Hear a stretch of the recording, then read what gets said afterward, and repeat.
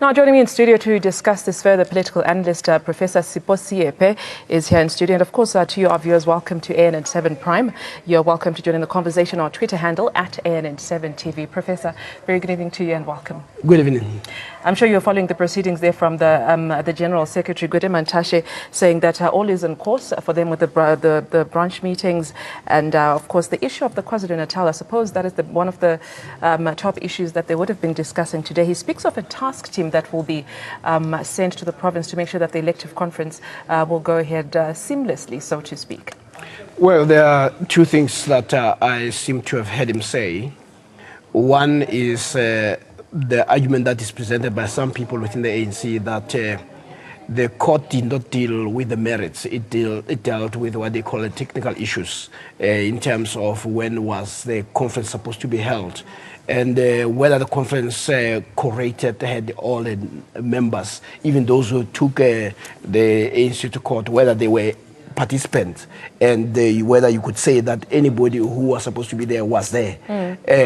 So that is one issue, that one argument. So that's the clarification that the SG was speaking about that they required. Yeah, okay. Because I think it's also an important thing, not only for the ANC, but also broadly, whether courts, in terms of dispensing justice, whether justice can be compromised on the basis of a technicality.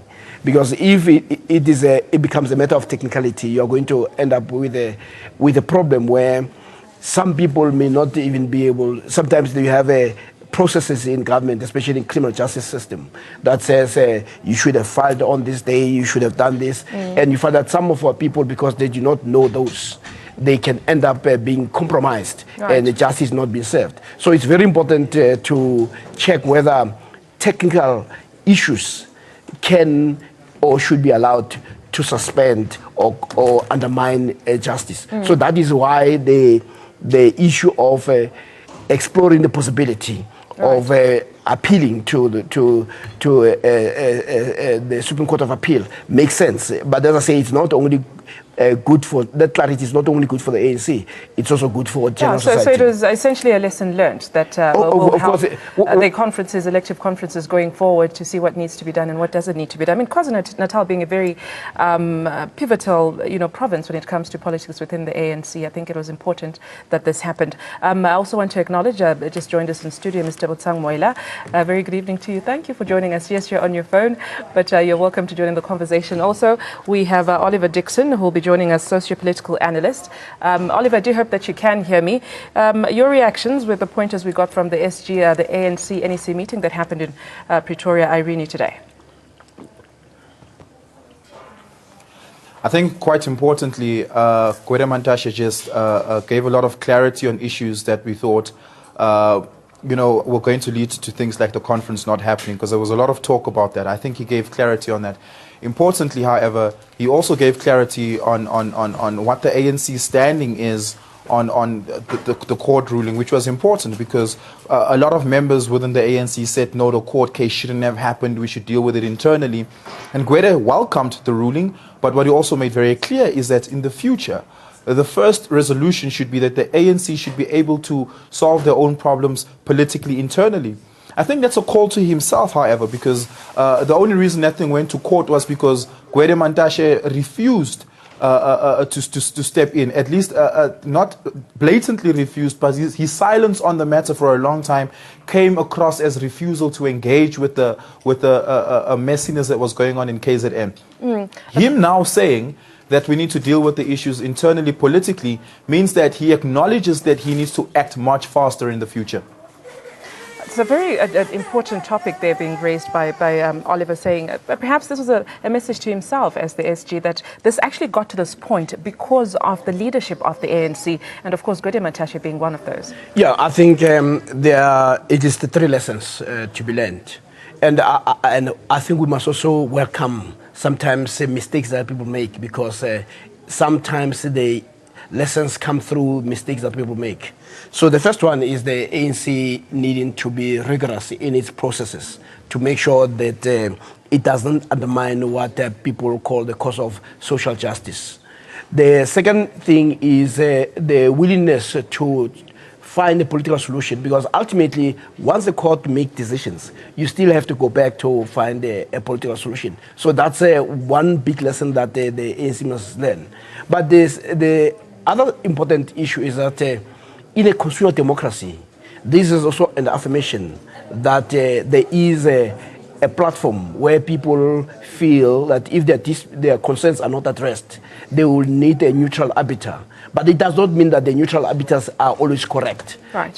Because sometimes they may not have an appreciation of the broader political repercussions and the consequences of the decision that they make. And what you now see is also the lesson that might emerge is for them, if they appeal this, we might get clarity around the issue of merit versus technical issues. Because if the court always rely on technical issues, and let me also say, sometimes you find courts that will say, well, we hear this, but we would like to hear the merits. Right. And on the basis of the merits, then make a decision. And I know of one case where a person where there was an appointment, and the question was whether the body that made an appointment was competent to make that decision. And the court ruled in favor of that body, even though the merits suggest otherwise. And there have been instances where a similar case, where a court says, I can hear that part, but let's look at the merits, and they find that the merits are not sustainable, and then they make a ruling. So the courts are never clear. So at this early stage, it's very good that sometimes we may have to pursue the idea of the courts just for the sake of providing clarity in terms of our jurisprudence. Yeah. But most importantly is the point that Gwede was saying, that political issues must ultimately be solved politically. Yeah, and also saying ultimately this should represent a unifying moment for the organization coming out of this debacle with KwaZulu-Natal. Also, another key question that has been raised, perhaps, Oliver, you could give us your take on this, whether Senzo Mqunu and Sihle Zikalala factions could possibly share power for the sake of the ANC. Is that overreaching? I think it is a bit overreaching, given just the density and of the tension within KZN. But I think importantly here, what we do hear from Gwede Mantashe, and I think what the ANC's action will be to actually step in and allow these two factions to work together, because the organization cannot be ruled by factions. And I think that's quite important, because there's a lot of factionalism talk going into the NEC, going into the national conference at Nasrec in December. I think importantly, this court case helps us to solve those things, because the court case clears out the technical issues for us, which could ultimately have impacted the political issues. You see, when technical issues impact political issues, credibility is evaded. Another question that has been, of course, we know the ANC General Secretary. I'll come to you, introducing Mr. Edward Mitole, political analyst. There was, the SG a few days ago having said that we'll postpone the provincial elective conferences until after, what's happening in December with the ANC. Do you think perhaps this should be settled, this matter of provincial election, before they get to the December elective conference? Exactly. The ANC, we cannot expect the ANC to move into the elective conference with divided factions, because factionalism is the antithesis of the ANC. As we stand now, we see an ANC that is not driven from the NEC. It's driven by factions, and these factions are based in provinces. So the earlier we can have an ANC that has got well-oiled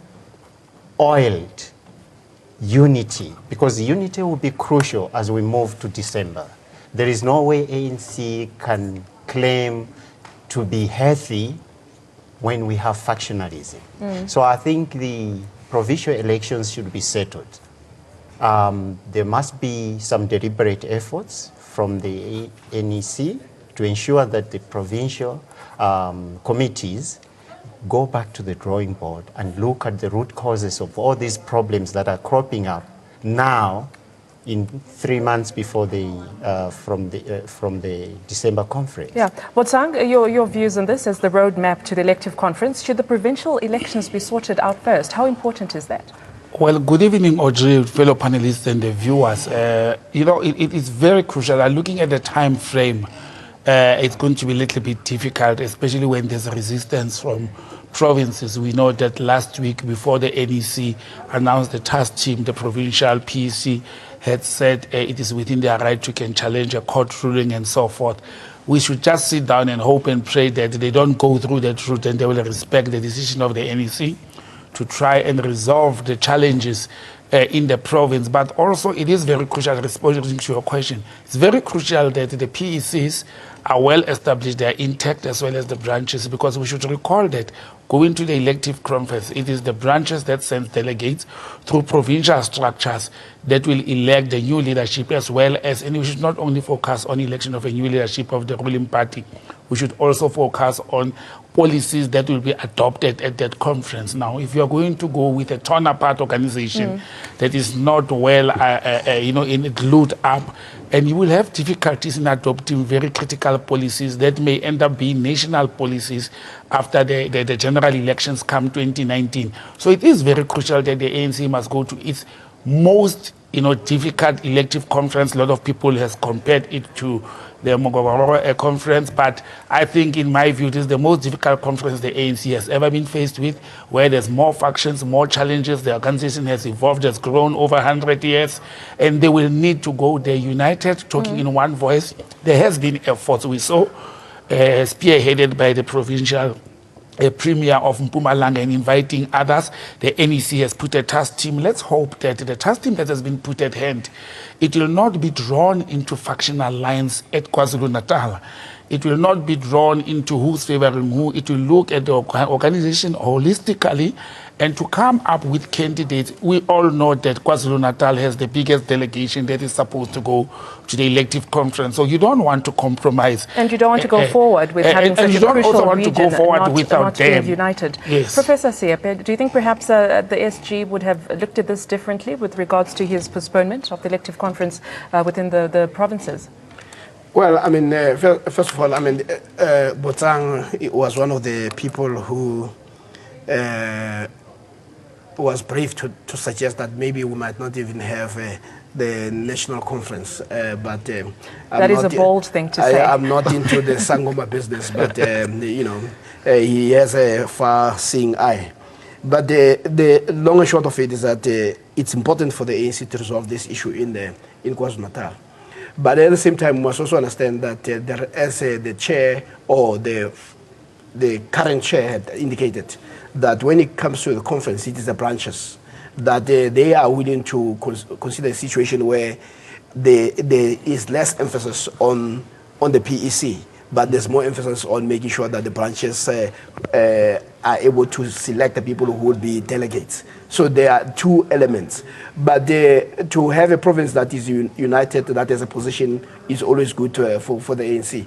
And I think they need to, these are not impossible things. I mean, we had national elections when people thought we will not have them in 1994. This is simply about one party. So if we could do that with, given the history, and in a short time find a solution, the ANC must pull on those capabilities that we were able to show, and also the sense of goodwill.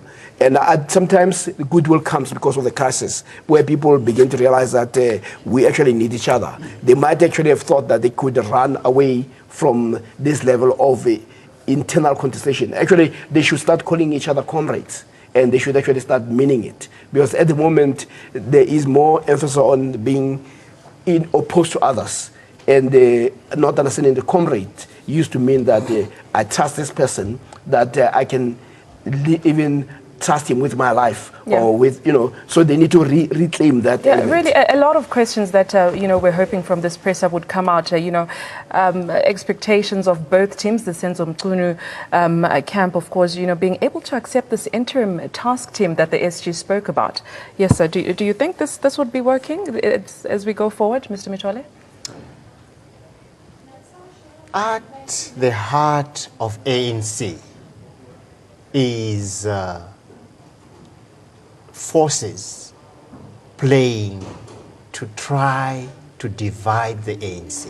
So you're saying the center itself is not holding. This is where the rot is coming from. The center cannot hold anymore because, as we can see, there are so many forces trying to divide the ANC, trying to destroy the ANC from within.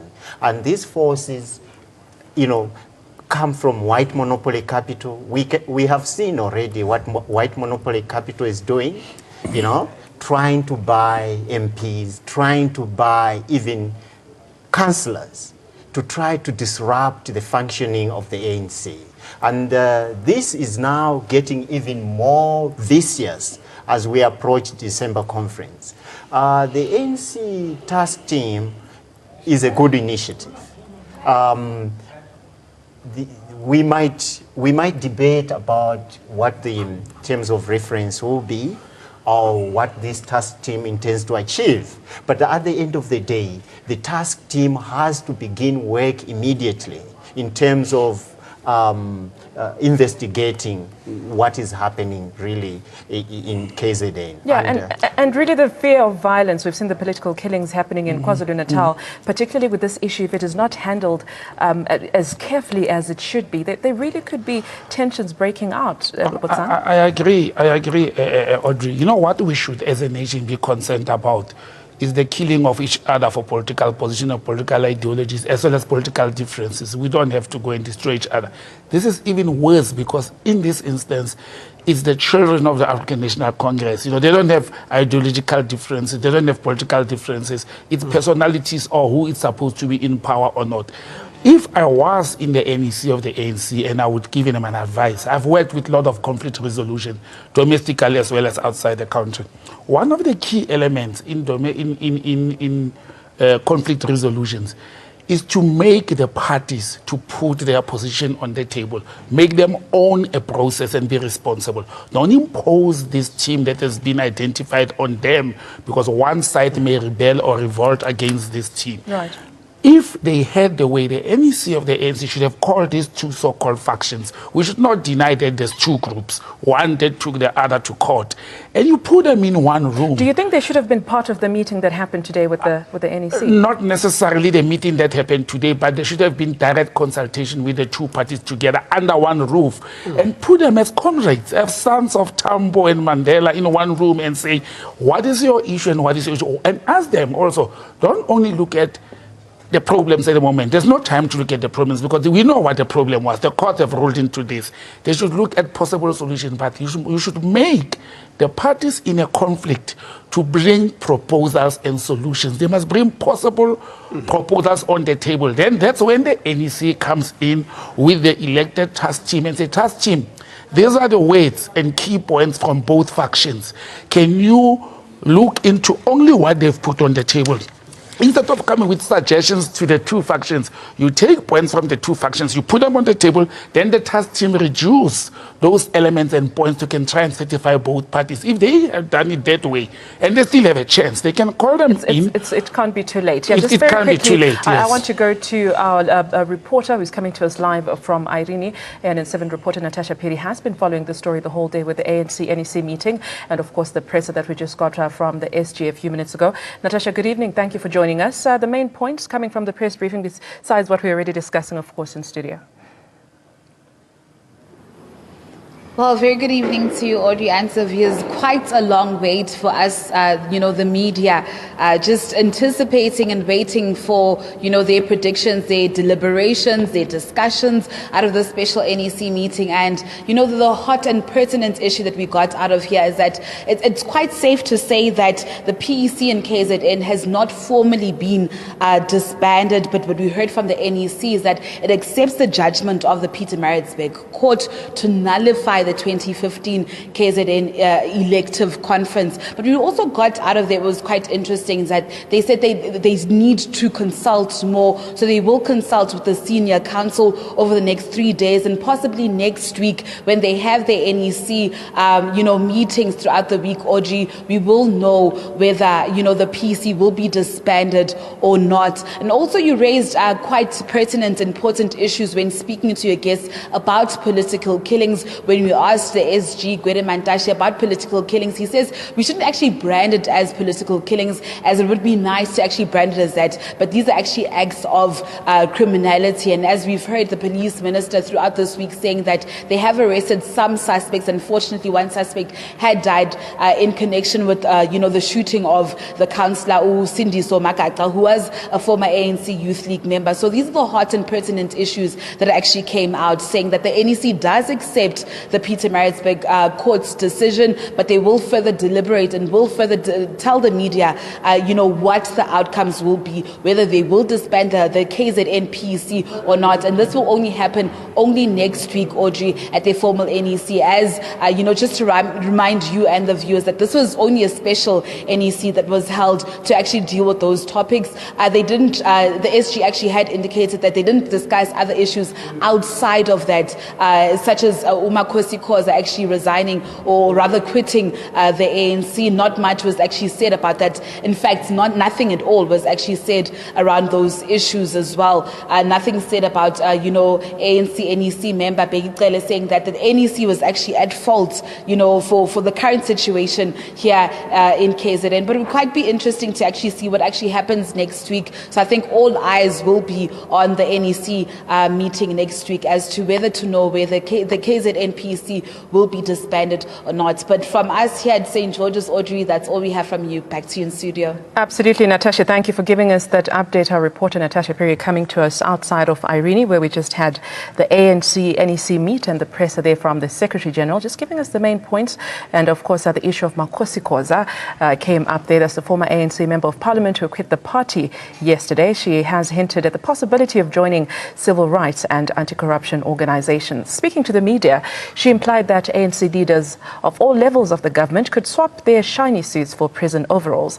Some of Khoza's backers in the ANC say that her resignation is understandable as her safety was at risk. There is speculation, however, that she may form or join a political party, a new one rather. Khoza, however, does seem to have the backing of some key ANC leaders. These include NEC members Lindiwe Sisulu, Begicele, as well as the former Mpumalanga Premier, that's Matthews Khoza. Now, when one Makhosi Khoza leaves, the leader of Comrade Mapatsu, who leads MKVA, he says good riddance. Now, Comrade Mapatsu forgets that he has only one vote. He has one vote. So when you say to somebody good riddance, but you have one vote, what do you mean? Magahambe. Magahambe. So mabahambe nje abantu. Bahambe nje. We will form the quorum. I want to welcome the decision taken by Dr. Makhosi Khoza to resign her membership from the ANC. It's South Africans like her who demonstrate the fact that at first we must be liberated and then we must liberate ourselves from the liberators. She stands, as tough a decision as it is, she shows bravery and integrity. Professor Siposiwe, I want to come back to you. We mentioned some people that are backing Makhosi Khoza, the former Member of Parliament of the ANC, with her move.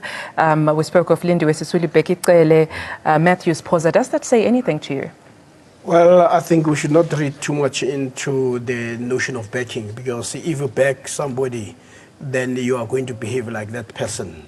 Then you'll also be saying, I will leave the organization. That's what I'm driving to. Should we see anything into that? Backing suggesting that they are actually saying we are going to follow. What they are actually saying is that they support her outspokenness. And the question that one must raise that you expect that that will also be a course of action that they are going to take if you say you admire somebody, then you emulate that person. So that's the first thing. But the second thing is the posture of Makhosi has always been about her being holier than the rest. And I'm not too sure that those who remain in the ANC are as corrupt as she suggested. Then all of them are corrupt. So there needs to be a clarity on that. But there's also other elements that where a person begins to define themselves outside the organization. And in as much as one may agree with some of the issues that she has raised, I don't think there's any organization that will support that. And the reason why she gets this airtime, it's a very simple one.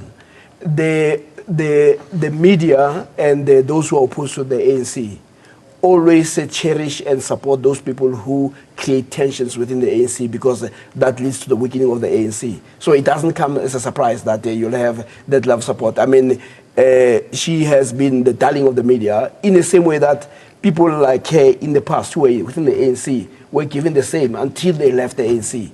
Then once you leave the ANC, you are of no use. We saw that happen with Olomesa, who was also a darling and who was very seriously senior in the ANC. He was called the People's General. But once he left, his importance fizzled. We saw that with Musiwa Lukota. When COPE was started, because even before it was started, because it was a rupture within the ANC, there was an excitement in the media. And the COPE is now almost dying. Then we will see with her as well. Yeah. But what is important is the people have argued that within the ANC there are enough structures to be able to deal with it. But when you define yourself outside, so her resignation should not come as a surprise. And you must contrast that with Julius Malema. Julius he went through the process of DC. And he actually said he wants to remain in the ANC. It was the ANC that pushed it out. And I think Makhosi Khoza might actually have seen that if Julius, who wanted to remain in the ANC and who was willing to submit himself to the discipline of the ANC, ends up being expelled, her case would have been worse, because she is seen as part of the joining the forces that are very opposed to the ANC and have been historically opposed to the ANC. Yeah. And she's made it very clear that she will not be joining the Democratic Alliance. One would ask, is there space for Makhosi Khoza between the ANC and the DA and other political parties? I just want us to go back to Oliver Dixon, socio-political analyst. Thank you for your patience, Oliver. Makhosi Khoza has always said she fears for her life. You know, the lives of her children even are in danger. Now that she's out of the ANC, do you think she has more reason to worry about this? Perhaps not. I actually don't quite understand the dynamics of the threats that have been coming to her. The extent of what we know about the threats that she's been receiving on her life and that of her family is only what she's been telling us. We know nothing more than that. Importantly, however, I'm disappointed in how the ANC handled those threats. They didn't give her the necessary sympathy and protection when she needed it the most. And I think that may have been one of the forces to drive her out. We shouldn't take her resignation from the ANC or her divorce from the ANC lightly, because it can draw a certain impact, as we've seen people like Matthews Khoza already supporting her principles, her stances, and her actions. And we think there may well be many other members in the ANC, influential members, who support her stance on these sort of things. And have these things impacted the ANC's electorate? Yes, it has. Bantu Olomisa, Musiwa Lukota, Julius Malema. Those are all people who left the ANC with large parts of its electorate. Today, the ANC only holds 58% of the South African electorate instead of the 68% it used to hold, and that's worrying. If members feel that they have no alternative resolution within the ANC and opt to leave the party, and we think we need to be able to stop that from happening. We need to allow for people and for the issues to be resolved internally. Importantly, then, do I think Makhosi Khoza should have left the ANC? I don't think she should have. I think she should have fought much harder internally to get the sort of issues that she wants to put on the table to be put on the table. The National Elective Conference would have been a good time for that to happen. And I think Gwede Mantashe makes a very important declaratory statement there when he says the National Conference is a conference of branches, not of provinces. And branches, much smaller than provinces, have very diverse views. And they vote based on those diverse views that they have. I think importantly then, Makhosi Khoza should have went back to her branch and participated at that level, where she can allow her voice to exist within the branch, where her fellow branch members will challenge her on her views, her stances and actions. And I suppose the question now is what next for Makhosi Khoza? Where does she fit into the a greater plan of things? You know, some would say she's a savvy politician, some would say she's not. Of course, she says she'll be joining civic organizations, not joining any political party, perhaps forming a new party. Where do you think this is going when all the media frenzy has died down? Well, you see, the media frenzy, we should keep in mind that it's a white capital media that created this frenzy, and she played to the gallery of this media. And that's the sad part, that she played into the gallery, not within the organization. Prof elaborated very well on how institutional processes work within the African National Congress. And stubborn people, you know, hardcore African National Congress members like Bantolo Misa, the former general, as he was saying, Julius Malema, they went through those processes. But despite disciplinary hearing, let's leave the disciplinary hearing aside and focus on her conduct before disciplinary hearing was instituted. She was talking to the media, not to the leadership of the ANC. She was talking to the media, not to the branch, as Oliver Dixon is mentioning. She had an opportunity to go back to the branch that deployed her to Parliament and say, things are not going away the way it's supposed to, where you have sent me to do this work. They're not happening that way. I'm therefore coming back to the branch and lamenting to say, what can we do? She didn't use that option. She's an old senior person in the ANC. She should have known the processes. She elected to work outside the organization, and therefore no organization in the world, whether it's an employer, whether it's the political party, any organization will never allow the structures to go to. Unfortunately, we'll have to leave it there. We've completely ran out of time. Botsang, thank you for your contribution. Of course, Professor Siposiepe as well joining me in studio. Mr. Edward Mitole, also a political analyst. Thank you so much for your time. Socio-political analyst Oliver Dixon joining us live as well from his location. Thank you all for your contribution. You're at home for watching ANN7 Prime. It's time for a very short break, but do stay with us. We'll be back in a moment.